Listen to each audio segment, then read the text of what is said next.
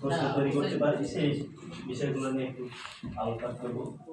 তো আমাদের এখানে আমাদের স্যার 20টা প্রশ্ন তৈরি করতে বলেছিলেন বিভিন্ন ক্যাটেগরির ভিতর থেকে। আমরা সেখানে দেখেন এখানে একটা ছোট একটা চার্ট দেওয়া আছে।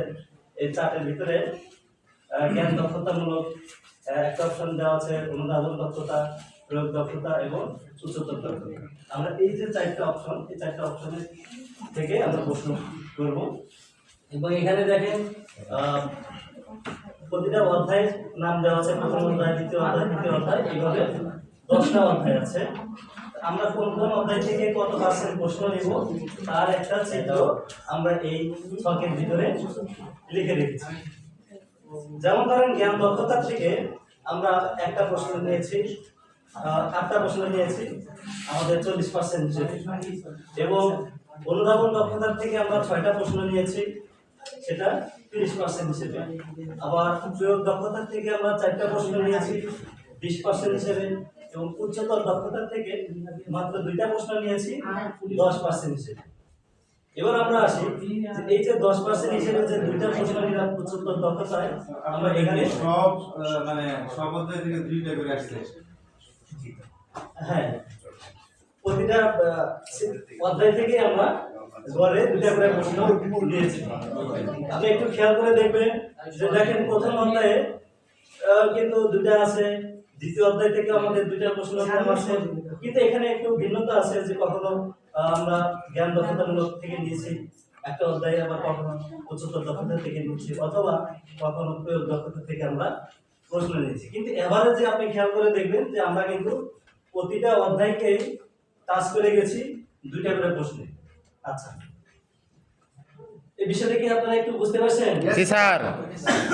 এবার আমরা আসি, আমরা যে প্রশ্নের প্যাটার্ন করেছি সেখানে স্যার আমাদের বলেছিল 4টা প্রশ্ন করতে। এই 20টার ভিতর থেকে আমরা 4টা প্রশ্ন করেছি। 4টা প্রশ্ন জ্ঞান দক্ষতামূলক যে প্রশ্ন করেছি, জ্ঞান দক্ষতামূলক প্রশ্ন আপনারা এখানে একটু খেয়াল করে দেখবেন। আমরা লিখেছি যে কোন নদীর তীরে শ্মশান ঘাট অবস্থিত? কোন নদীর তীরে শ্মশান ঘাট অবস্থিত? শিক্ষার্থীরা যখন এই গল্পটা পড়বে তখন সেই নদীর নামটা অবশ্যই তার মুখস্থ করে থাকতে হবে, এবং সেখানে আছে ওই গল্পের ভিতরে, প্রবন্ধের ভিতরে আমরা এখানে উত্তর হিসেবে পেয়েছি গরুর নদীর তীরে শ্মশান ঘাট অবস্থিত। এরপরে দেখেন 2 নম্বর প্রশ্ন। 2 নম্বর প্রশ্ন হচ্ছে আমাদের অনুধাবনমূলক প্রশ্ন। এই যে খেয়াল করেন অনুধাবনমূলক প্রশ্ন আমি কি করেছি দেখেন, আমরা সবাই মিলে, আমাদের গ্রুপের সদস্য সবাই মিলে, নিরীহ বাঙালি প্রবন্ধে লেখিকা পাশ বিক্রয় বলতে কি বুঝিয়েছে? পাশ বিক্রয় বলতে কি বুঝিয়েছে? এই প্রশ্নটার ক্ষেত্রে শিক্ষার্থীকে অবশ্যই পাশ কি জিনিস চিন্তা করতে হবে, একটু মাথা খাটাতে হবে। সেখানে দেখেন আমরা লিখেছি শিক্ষাকে, উত্তর হিসেবে অপশন দিয়েছি, এরপরে দিয়েছি ব্যক্তিকে, এরপর দিয়েছি ব্যক্তিত্বকে, এরপরে দিয়েছি আমরা মূল্যবোধকে। তাহলে পাশ বলতে শিক্ষা কি বুঝিয়েছেন এবার একটু বলেন তো দেখি। এখানে উত্তর হবে শিক্ষা। এরপরে 3 নম্বরে আমরা যে প্রশ্নটা নিয়েছি, এখানে 3 নম্বরে আমাদের হচ্ছে প্রয়োগ দক্ষতামূলক প্রশ্ন। প্রয়োগ দক্ষতায় আমরা দেখেন আমাদের প্রশ্ন দিয়েছে হচ্ছে কি আত্মিক নৃত্য বলতে লেখক কি বুঝিয়েছে। যদিও প্রশ্নটা আমাদের লাইব্রেরি প্রবন্ধের থেকে নেওয়া, কিভাবে প্রয়োগ দক্ষতা হলো এখানে আমরা একটু আপনাদের দেখাতে চেষ্টা করব যে আসলে আত্মিক নৃত্য বলতে লেখক কি বুঝিয়েছেন। আমরা এখানে 3টা অপশন দিয়েছি: স্বাভাবিক মৃত্যু, নৈতিক অধঃপতন, মূল্যবোধ। এখান থেকে আমরা আবার সঠিক উত্তরের ক্ষেত্রে দেখেন রোমান সংখ্যা দিয়ে দেওয়া আছে যে কতে 1 ও 2, ঘতে 2 অথবা 3, 2 ও 3, ঘতে 1 ও 3, ঘতে 1, 2, 3। এখন এখান থেকে কিন্তু যে কোনো একটা আমাদের সিলেক্ট করে নিতে হবে। আপনি দেখেন এই তিনটা অপশনের মধ্যে কিন্তু প্রতিটাতে দুইটা করে আছে। এখন আমাদের কোন দুইটা সঠিক উত্তর হবে সেইটা আমাদের এই যে প্রয়োগ দক্ষতার মধ্যে একটু চিন্তা ভাবনা করে অ্যান্সার করতে হবে। এরপরে আমরা নিয়েছি হচ্ছে 4 নম্বর প্রশ্ন। উচ্চতর হয়ে গেল না, ওটা তো মানে উপলব্ধি করেই তো সে দুইটা বের করবে। 4 নম্বর কি আমরা তাহলে তো এটা ইয়েতে আসবে না, প্রয়োগে আসবে না, অনুধাবনে হয়ে যাবে। অনুধাবনের দিকে যাচ্ছে।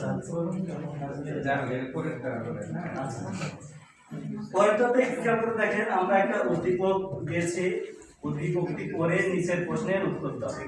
উদ্দীপকটা ছিল হচ্ছে তুমি মিশেছ মোর দেহের সঙ্গে, তুমি মিলেছ মোর প্রাণে মনে, প্রাণে মনে, প্রাণে মনে, তোমার ওই শ্যামল বরণ কমল মূর্তি মর্মে গাথা।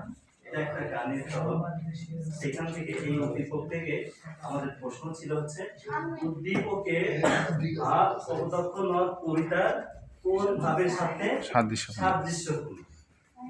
উদ্দীপকের ভাবটি কপোতাক্ষ নদ কবিতার কোন ভাবের সঙ্গে সাদৃশ্যপূর্ণ। তাহলে আমাদের এই কপোতাক্ষ নদের যে ভাবটা আছে সেই ভাবটাকে আমরা উদ্দীপকের ভাবের সাথে মিলাবো।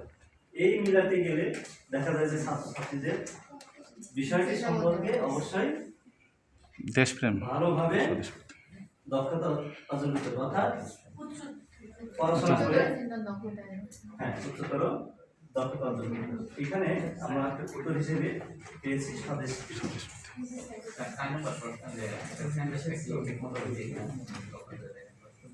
উদ্দীপকের ভাব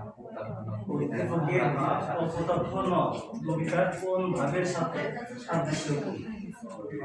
মানে লাইন মানে এটা ঠিক আছে কিনা এটা দেখেন, পরে কিনা ঠিক আছে স্যার। তাহলে বিচরণটা আছে এটা পাঁচের বাইরে দিতে দিতে পারবে কিন্তু কোন লেভেলে যেতে হবে, হ্যাঁ ও যাতে ক্লাস 6 এর ছাত্র 6 এর পূর্ব লাইনটা বুঝতে পারবে। আপনারা বাইরের কবিতা গল্পের লাইন সবই ইউজ করতে পারবেন, কিন্তু যেটা হচ্ছে তোমার ক্লাস 6 এর স্টুডেন্ট সেই লাইনটা বুঝতে পারবে কিনা, উপযোগী কিনা, এটা একটু চিন্তা করে নিতে হবে, আর কিছু না।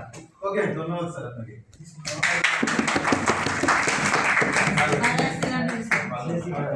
ধন্যবাদ স্যার।